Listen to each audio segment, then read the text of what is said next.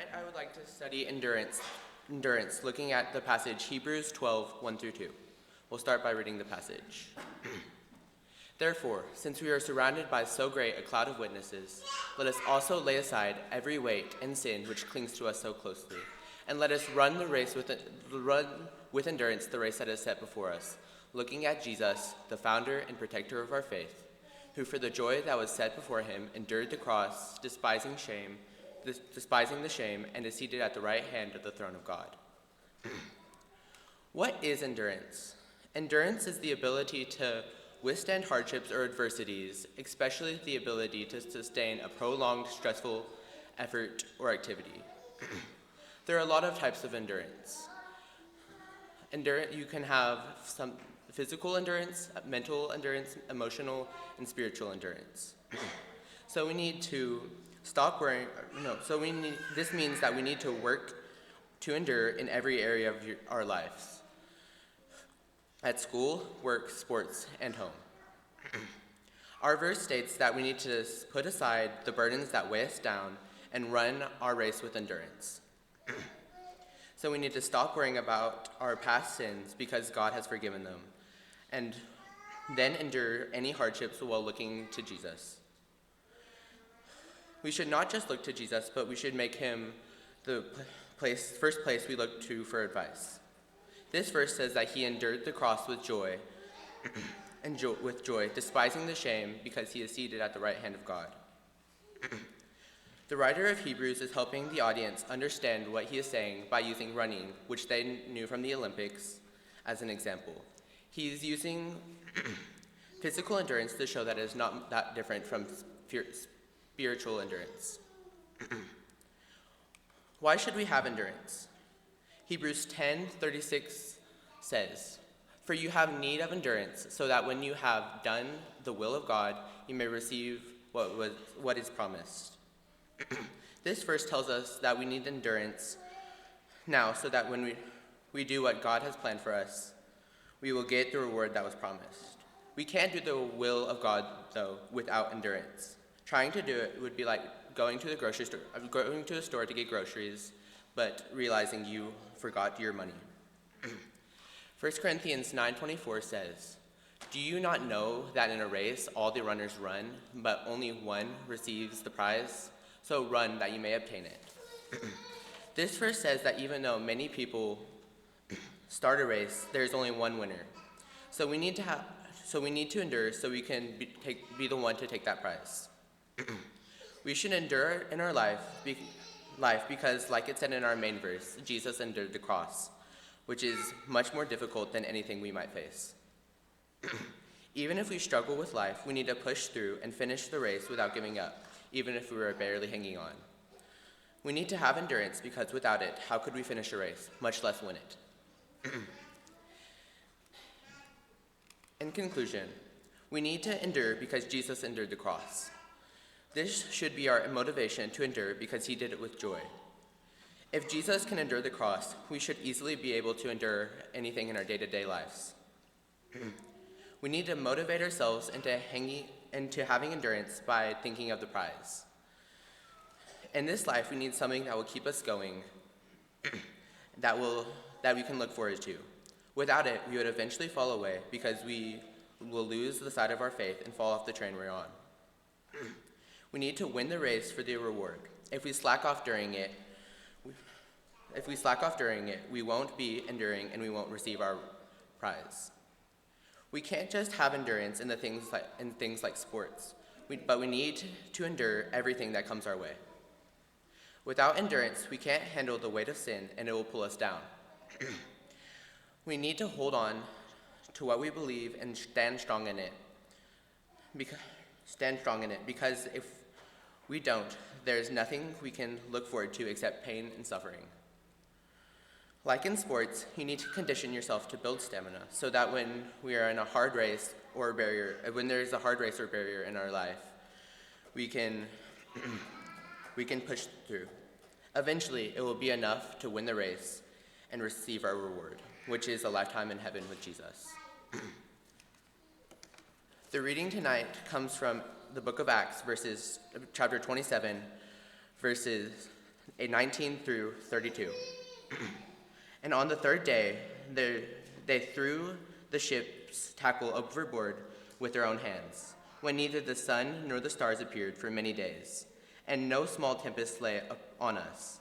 All hope of our being saved with the last abandoned. Since they had been without food for a long time, Paul stood up among them and said, "Men, you should have listened to me and not set sail from Crete and incurred this injury and loss. Yet now I urge you to take heart, for there will be no loss of life among you, but only of this ship. For this very night there stood before me an angel of God, to whom I belong and whom I worship. And he said, 'Do not be afraid, Paul. You must stand before Caesar. And behold, God has granted you all those who sail with you. So take heart, men, for I have faith in God that it will be exactly as I have been told. But we must run aground on some island.' When the 14th night had come, as we were being driven across the Adriatic Sea, about midnight, the sailors suspected that they were nearing land. So they took a sounding and found 20 fathoms. A little farther on, they took a sounding again and found 15 fathoms. And fearing that they might run on the rocks, they let down 4 anchors from the stern and prayed for day to come.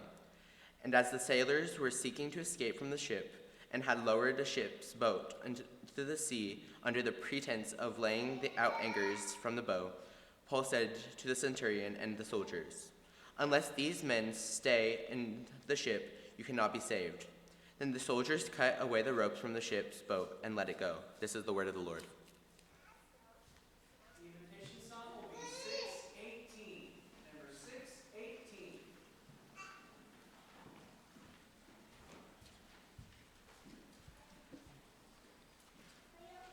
All right, the invitation song 618.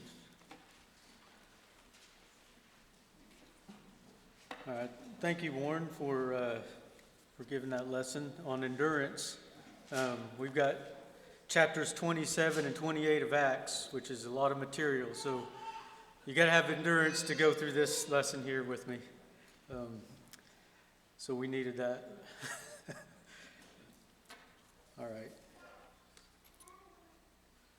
So chapters 27 and 28 in the book of Acts is how Acts ends, and this is a journey from Caesarea to Rome. This is Paul's journey, and it actually started, if you think about it, if we go all the way back to the conversion on Damascus, on the road to Damascus, Jesus tells Paul, well, he tells Ananias, actually. Let me figure out how to click this. He gives a message to Ananias in Acts chapter 9 that Saul is a chosen vessel to bear my name, and he's going to show him many things that he must suffer. Ananias was kind of hesitant to go and meet up with him because of all the persecution that he was putting against the church. And Jesus told him, he said, "Go, for he is a chosen vessel of mine to bear my name before Gentiles, kings, and the children of Israel." Make a note of that, because he's all that gets fulfilled. He teaches to kings and Gentiles and the children of Israel, but he also tells him, "I will show him many things that he must suffer for my name's sake." And Paul did suffer. He suffered a lot. And this lesson tonight, chapter 27, there's a shipwreck, there's a snake bite, and he escapes death. I counted at least 3 times. Once they land on the island and they're shipwrecked, the soldiers are going to try to kill all the prisoners. And he's at least, I counted at least 3 times just in this one lesson. So, looking at the many things that Paul suffered, he goes into detail in 2 Corinthians chapter 11 and tells, all these things that he suffers through, that he had suffered through. But throughout all of Paul's the writings in his letters and in the book of Acts and all the stories that we read about, Paul treated this suffering as a privilege and an honor to serve God for Christ's sake. And that's the biggest thing that I see throughout Paul's life and everything that he had to go through.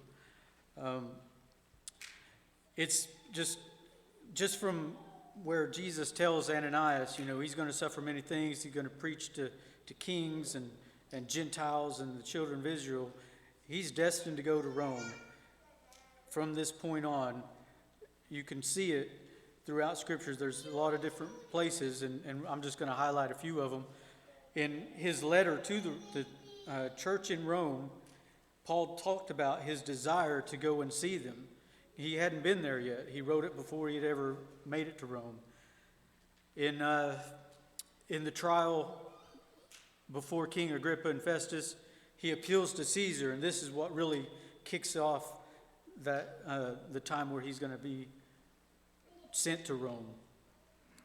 And then the actual voyage to Rome, which we're going to cover here in chapter 27. So let's go ahead and jump right in.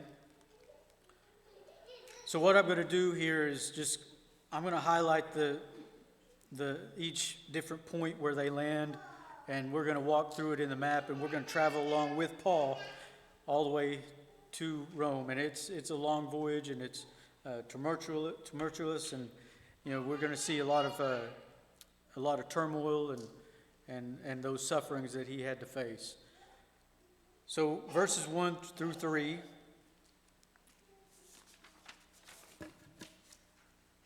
He starts off in Caesarea. That's where he appealed to go to Caesar. He had been there for years under Felix, kept him there for a couple years, and then Felix comes along and he's keeping him there, but he's having him come in and talk to him, and finally, in the trial before Agrippa and him, Paul, he then says, take me to Caesar then. I don't want to go to Jerusalem. And so that's where we left off in the last lesson. And now we're going to pick up right here in verse 1 and 2. We see that, Paul was determined that, he wasn't deserving of death or chains. But so he appealed to Caesar, and that's whenever he was sent to Rome.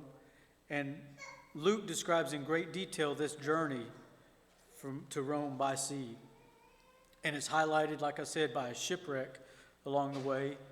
And Paul wasn't new to shipwrecks. He experienced them 3 times before. So, if you're going to be on a ship, you might want to think twice before you get on with the Apostle Paul. But anyway, he had Luke with him. We see in verse 2, he also had Aristarchus, he was a Macedonian from Thessalonica. And we can read about him in Acts chapter 19, Acts 20, Colossians chapter 4, and Philemon in the book of Philemon. So here we'll go ahead and just read it. And when it was decided that we should sail to Italy, they delivered Paul and some other prisoners to one named Julius, a centurion of the Augustan regiment. And so entering a ship of Adramyttium, we put to sea, meaning to sail along the coast of Asia. All right, so if you look on the map, this first ship they get on, what I've read is it was most likely a smaller coastline vessel, and it wasn't really adequate for open sea voyage. So their plan was to go along the coastline and up and around Asia, which is modern-day Turkey, and then cut through and go to Italy. But the winds hit, and they'd got knocked off course, and they had to go under the shelter of Cyprus, if you can see on the map there. So in verse 4 is where it talks about that. It said, when we put to sea from there, we sailed under the shelter of Cyprus because the winds were contrary. So the wind hit them. They had to go under Cyprus, and then they made their way up to Lycia, actually at Myra.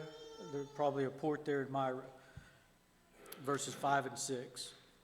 So they made it to land, and from here they get on another ship. So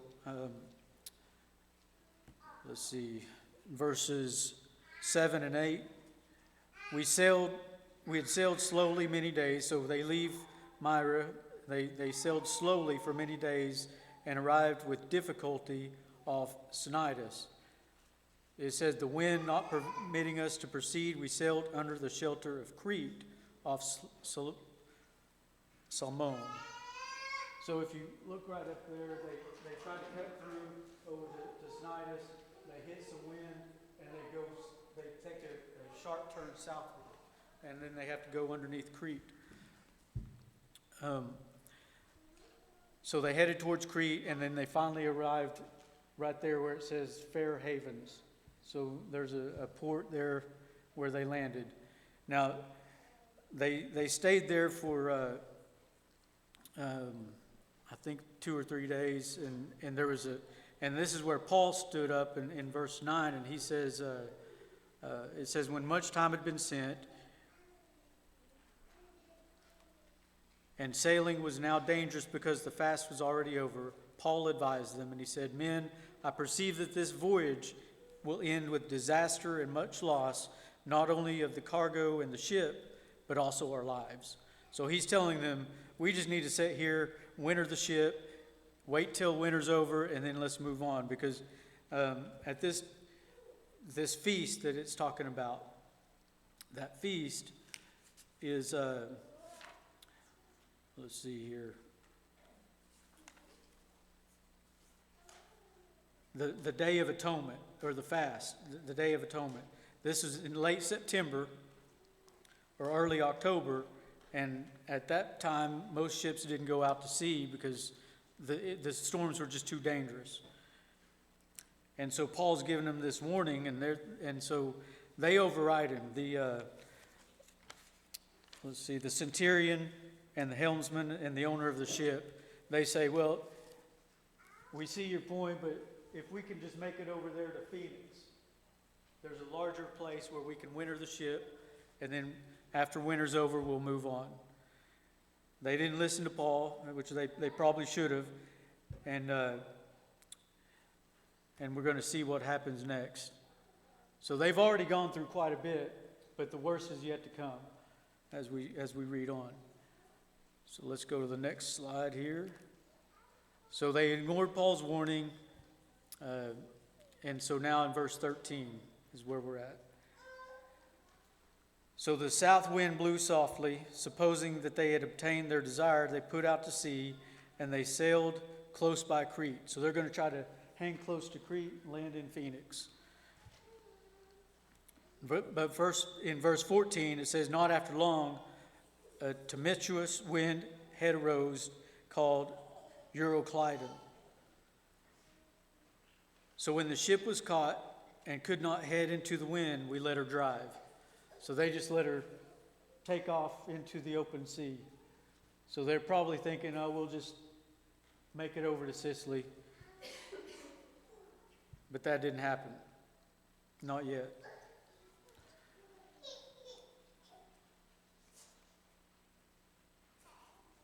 All right, let's move on down. So when the ship was caught, they couldn't head, they let her drive, and running water, the shelter on the island called Claudia, they skirted the skiff with difficulty. So that you see that arrow that says Claudia? They went right up underneath there instead of heading up to Phoenix, and then they went around. So in verse 17, when they had taken it on board, they used cables to undergird the ship. So they wrapped cables under the ship to hold it together, fearing that they'd be run aground on Syrtis, which is all the way down here in Africa. They were afraid they were going to be pushed all the way down into the African sands.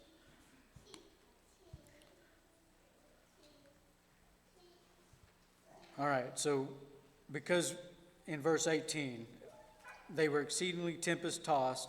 The next day they lightened the ship, so now they're throwing out tackle to lighten up the load.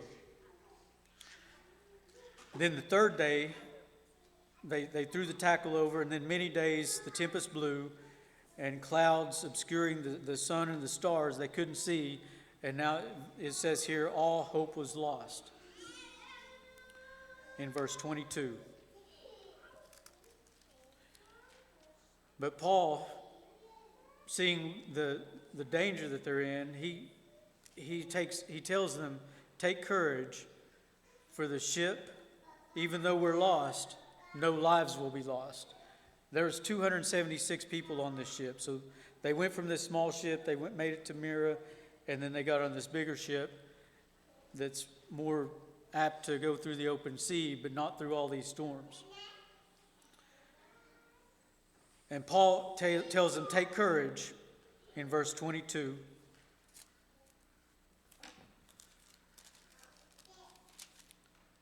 He says, there will be no life lost among you, only the ship. This is after, in verse 21, he tells them, you should have listened to me. All right, let's move on here. Let's go to verse 23. The reason for the confidence that Paul had was an angel visited him the night before. He said, there stood by me in this night an angel of God to whom I belong and whom I serve, saying, do not be afraid, Paul. You must be brought before Caesar. And indeed, God has granted you all those who sail with you. So Paul knows he's going to make it to Rome. And this angel tells him, not just you, everybody aboard the ship. So this was a time where Paul gives assurance of their survival.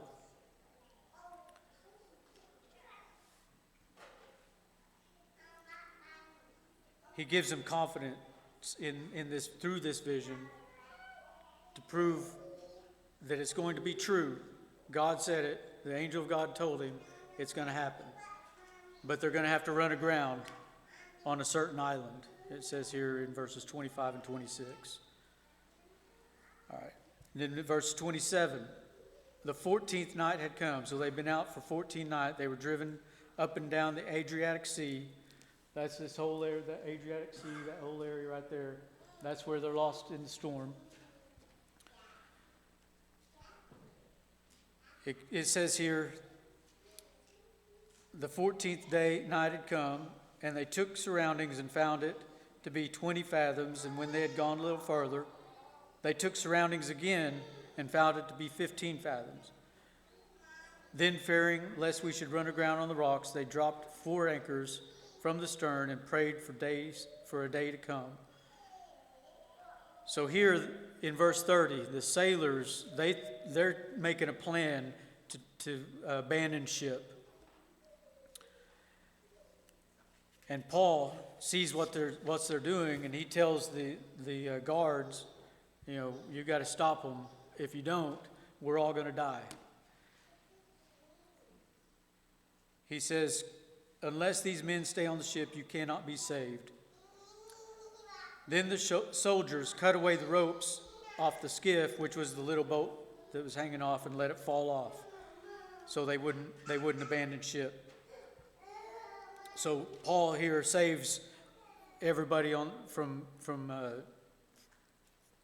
the sailors leaving, which would have caused everybody to not live.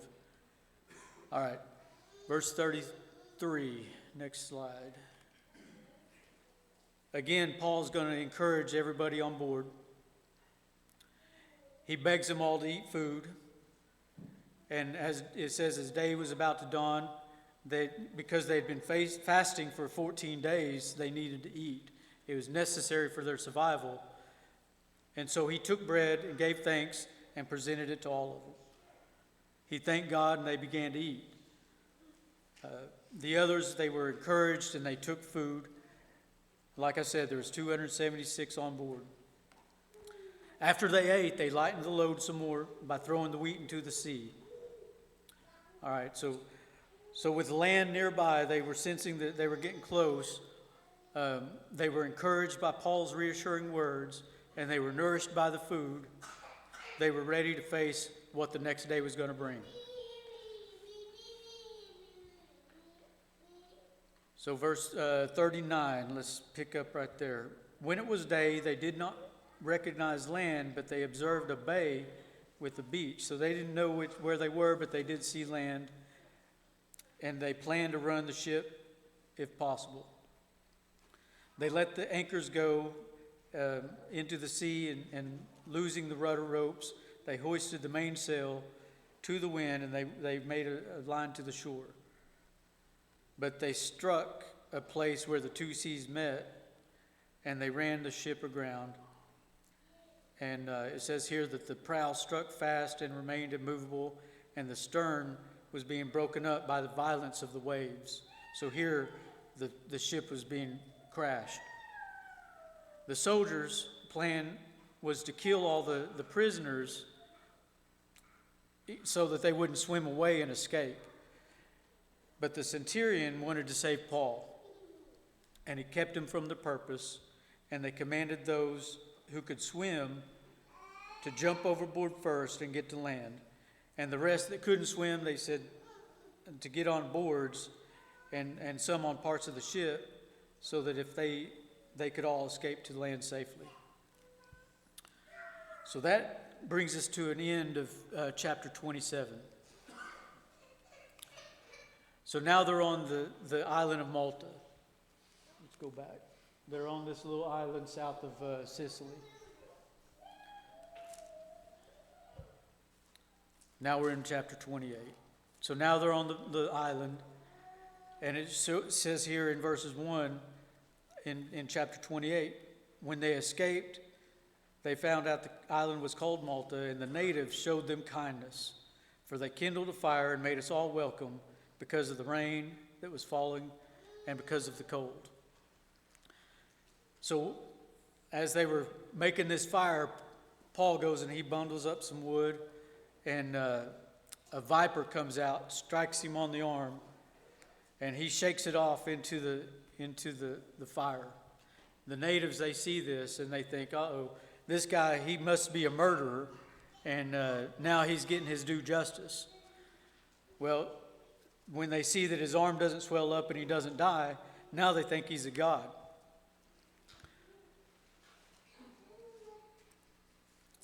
So here, this is another time where he escapes death.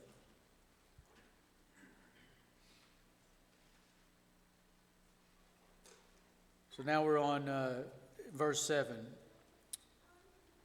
So they showed him kindness on the beach, and now verse 7, we're going to see that the region, there was an estate of the leading citizen of the land, whose name was Publius, who received us and entertained us courteously for 3 days.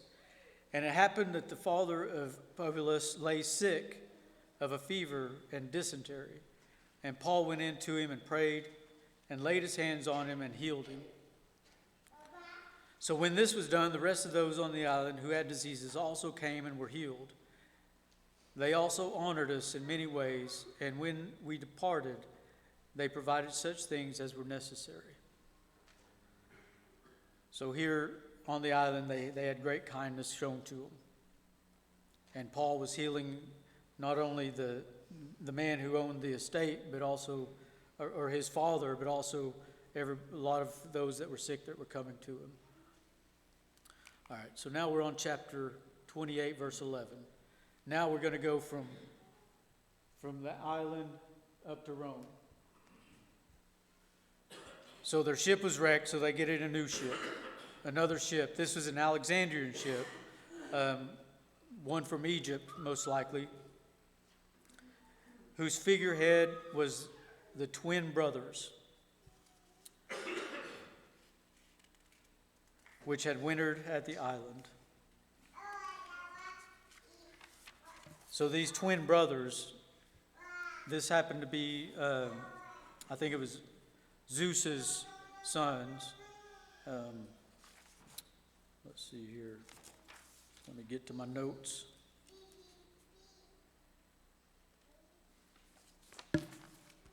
Here it is. Castor and Pollux was the twin sons of Zeus, and they were viewed as gods who protected the seamen. So they landed at Syracuse. They went from Malta, they landed to Syracuse, verse 12. They stayed there 3 days, and then from there they circled around and reached Rhegium, up there north of Sicily.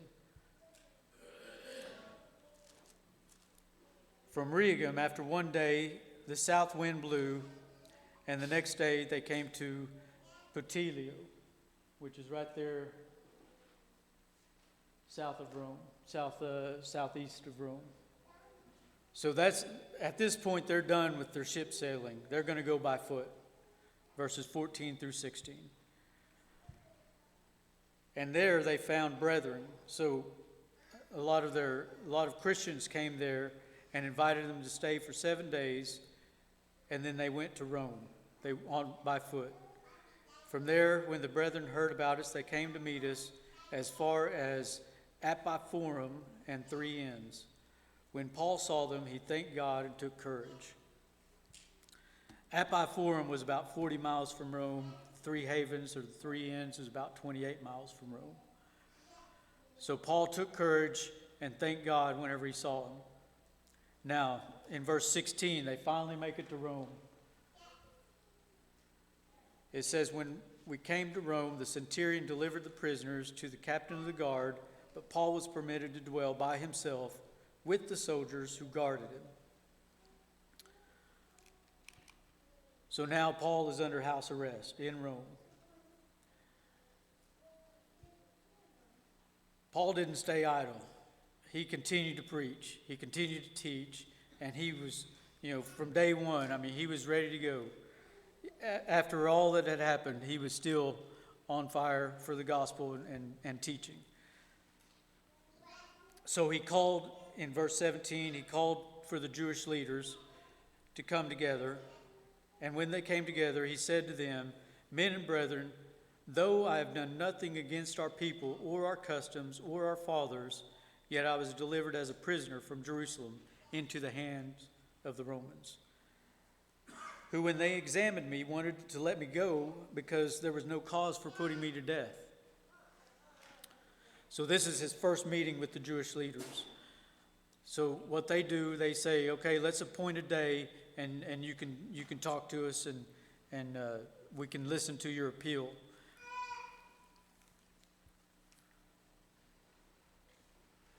And he says, "This is the reason that I've called for you, to see you, to speak to you, because of the hope of Israel, I am bound with this chains," in verse 20. They tell him, we haven't received any letters from Judea concerning you, or have any of the brethren who came reported or spoken of any evil by you. But we desire to hear from you what you think for concerning this sect. We know that it is spoken against everywhere.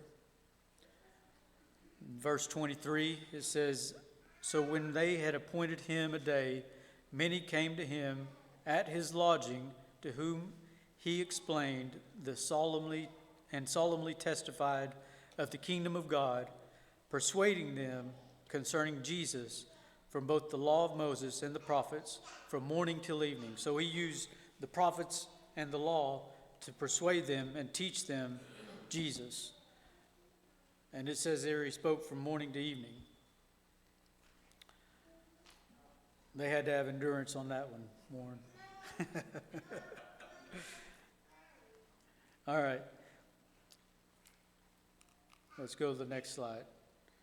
So after he spoke to them on the second meeting, the day that they appointed, he preached the kingdom of God to all who came to him. And he continued to do this for 2 years while he was under house arrest.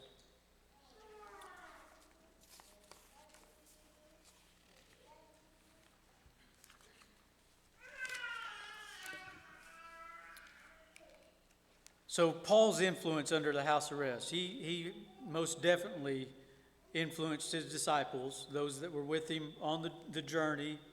And then while he was in Rome, there were other disciples that came to visit with him. There was Timothy. the young disciple that Paul picked up on a second journey. He joined Paul in several epistles written from Rome. He also was sent to Philippi on behalf of Paul. Epaphras was another one. He visited Paul, and he prompted the writing of Colossians. Epaphras also was who Paul sent his greetings to those in Colossae, and Paul also described him as a fellow prisoner.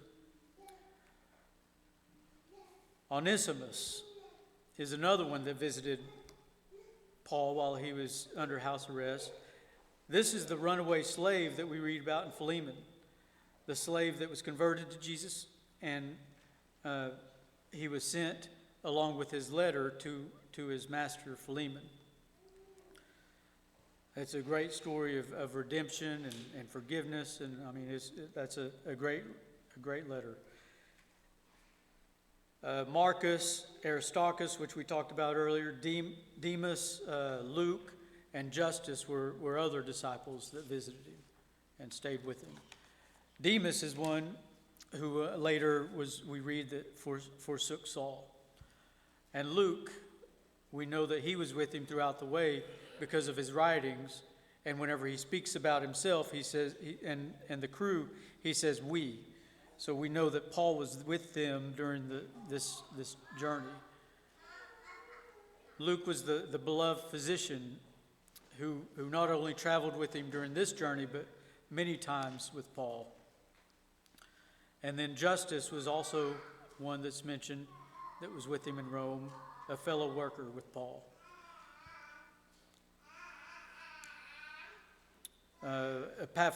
Epaphroditus is another one who brought gifts to Paul from the Philippians and became the bearer of the epistle to the Philippians. Paul's preaching was another big influence while he was in Rome. He continued to preach despite his chains. He requested for prayers and wisdom with boldness, and he continued to preach. He converted Onesimus, the runaway slave, and he had opportunities with the palace guard, and apparently we read in Philippians at the last couple verses that he had influence over Caesar's household, members of Caesar's household. Just think about if you were a guard there to watch Paul under house arrest, you're going to hear the gospel a lot. I'm sure that they got to hear it, and I would hope they also converted. Paul's letters is another big influence. He was able to write many letters. Like I mentioned, Philemon, Colossians, Ephesians, Philippians. Those were among those that we are pretty certain that he wrote while he was under house arrest. Another big influence was his love and care for the churches. This is evidenced in his letters that he wrote during this time, such as Colossians, a church that he hadn't even seen, Ephesians, to a church which he had spent much time, and then to the Philippians, a church that was dear to his heart, as he writes in Philippians chapter 1, verses 3 through 5, and also in chapter 4, verse 1. And it's also evidenced in his prayers that he offered for him in these letters. Another big influence was his love and concern for others despite his circumstance. This exemplifies the mind of Christ. Paul's faith and his joy in suffering throughout all of that he went through is just remarkable. I think from going back to his conversion, before whenever he was persecuting the Christians, it's my opinion that he was like one of those blind Pharisees that Jesus talked about, was always mentioning. He was persecuting the Christians, and once he realized the truth, see, he was following the old law, and in his mind, he was doing what was right according to the old law. But Jesus had nailed the old law to the cross and ushered in the new law, and Paul hadn't realized it. But once he came to Jesus at Damascus, his come to Jesus moment, he realized the truth. And from that point on, instead of persecuting the church, he was preaching to those who were persecuting the church. He was teaching those that he could see he was in their shoes at one time. And I believe, it's my opinion, that he empathized, easy for me to say, with those blind Pharisees, those Jewish leaders that were trying to persecute the church. And that's why one of the big reasons I believe that Jesus chose him as a vessel, because he was the right man for the job to go and teach these Pharisees, these Jewish leaders, and these Roman and Gentile leaders, these kings and governors. So his faith and his joy during this suffering, I mentioned earlier, it was he saw this as an opportunity and an honor and a privilege to serve God even through the suffering for Christ's sake. He rejoiced in his sufferings, and he sought to magnify Christ in his sufferings. Paul's imprisonment gave him the opportunity to practice what he'd been preaching all along. So while he was under house arrest, he fully expected to be released from his imprisonment, as he expressed in Philemon and also in Philippians.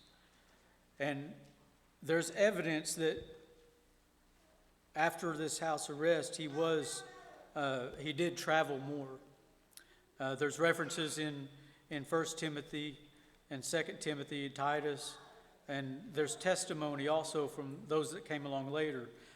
Jerome, Clement of Rome, which he lived in the later part of the first century A.D.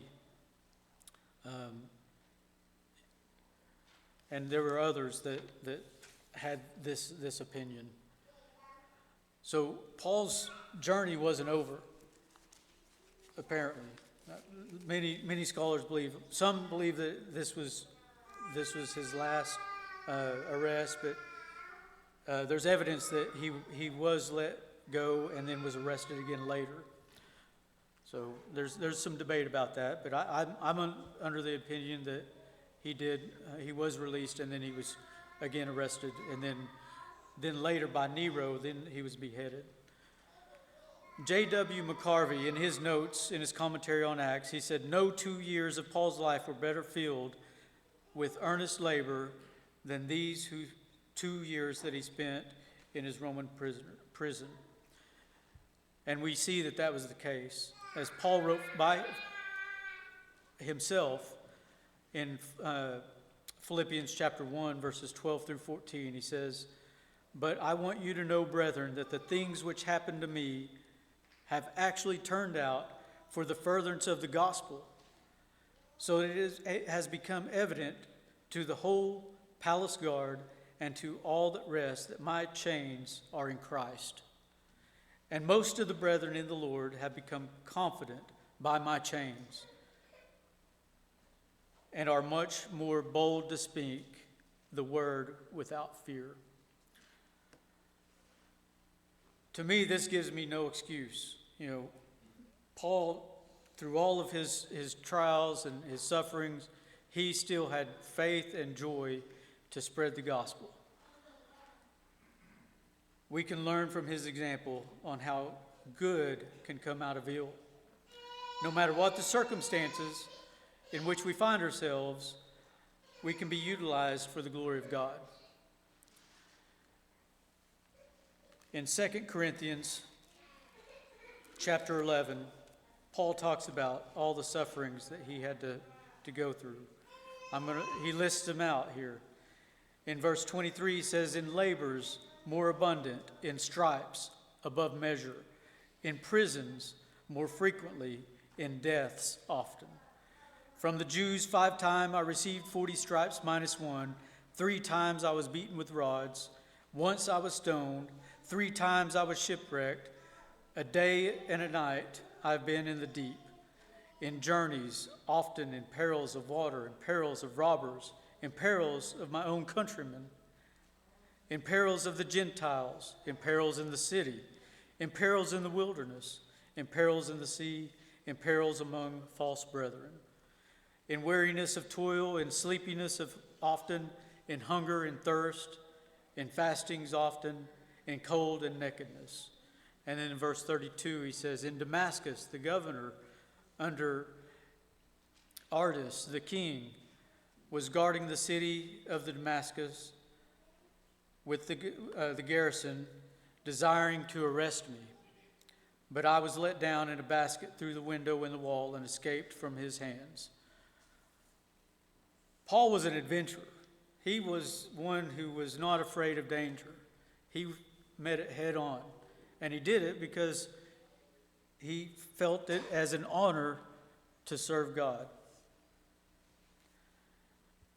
This is the lesson for this evening, and I hope it was beneficial to you all. We don't want to leave without offering an invitation for any of those who are willing or ready to be baptized, any of those who have desire to have prayers from the church. So I'm going to turn it over to the song leader as we conclude this lesson. Thank you for your time and patience.